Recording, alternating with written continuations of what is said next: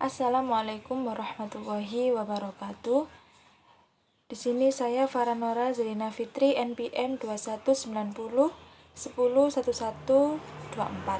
Di sini saya akan menerangkan tentang ukuran data. Di sini ada ukuran pemusatan data, letak, dan penyebaran data.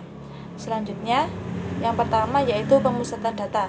Di sini ukuran pemusatan terdiri dari yang pertama, rata-rata hitung, yang kedua rata-rata ukur, yang ketiga rata-rata harmonik, yang keempat modus, yang terakhir median.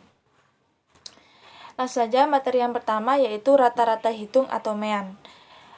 Rata-rata merupakan nilai yang mewakili kumpul data, yaitu nilai yang kurang dari nilai itu, nilai yang lebih dari nilai itu, dan nilai itu sendiri. Sedangkan mean yaitu dari sekumpulan data adalah jumlah dari sekumpulan bilangan dibagi banyak bilangan tersebut, yaitu dinamakan mean. Selanjutnya yaitu modus.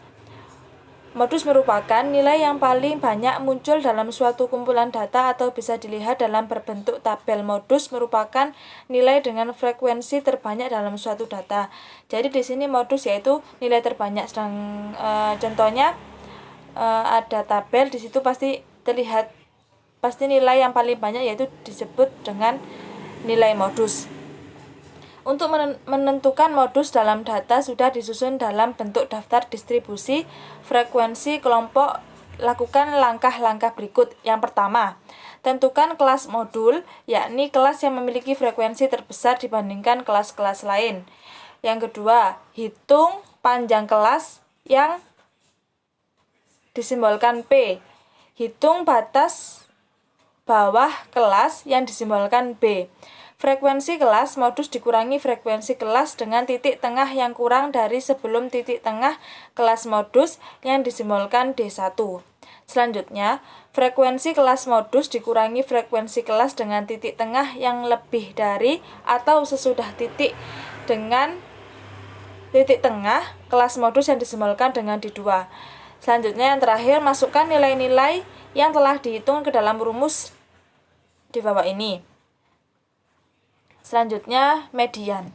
Median adalah nilai tengah dari kumpulan data yang sudah diurutkan berdasarkan bilangan terkecil ke terbesar. Untuk mencari median pada daftar distribusi frekuensi kelompok, maka lakukan langkah tersebut. Yang pertama, temukan letak kelas median dengan cara melihat kelas mana yang mencapai setengah dari jumlah frekuensi.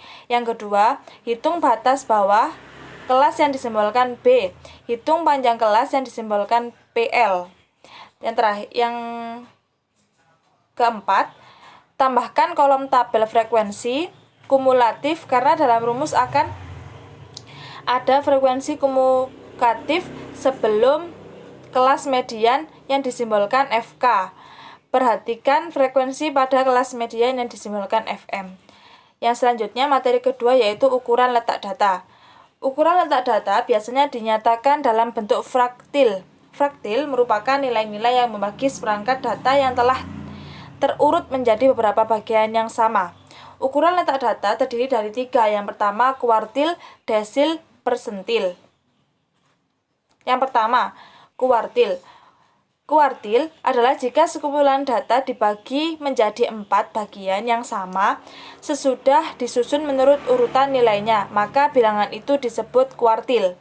Dalam kuartil dikenal istilah kuartil pertama, kuartil kedua, atau kuartil ketiga.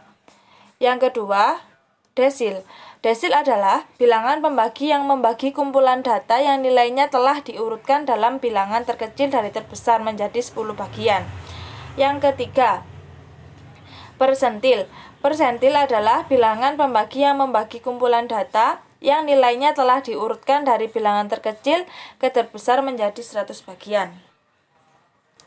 Materi yang ketiga yaitu ukuran penyebaran data. Di sini ukuran penyebaran data ada 5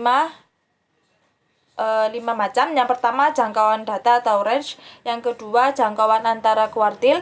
Yang ketiga, simpangan kuartil. Yang keempat, simpangan rata-rata. Yang kelima, simpangan baku atau standar deviasi. Yang pertama, jangkauan data atau range.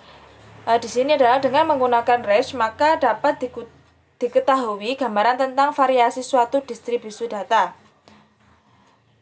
Yang kedua, jangkauan antar kuartil dan simpangan kuartil. Jangkauan antar kuartil adalah selisih antara kuartil atas dan kuartil bawah, sedangkan simpangan kuartil adalah setengah dari jangkauan antar kuartil. Jadi jangkauan antar kuartil itu adalah selisih antara kuartil pertama dan kuartil kedua atau yang bawah. Sedangkan simpangan kuartil yaitu setengah dari jangkauan antar kuartil. Terus yang selanjutnya adalah simpangan rata-rata. Simpangan rata-rata adalah rata-rata hitung nilai absolut simpangan. Yang terakhir yaitu simpangan baku. Simpangan baku merupakan ukuran penyebaran yang paling teliti karena simpangan baku memuat nilai pangkat 2 dari skor simpangan. Terima kasih. Mungkin itu saja penjelasan dari saya. Assalamualaikum warahmatullahi wabarakatuh.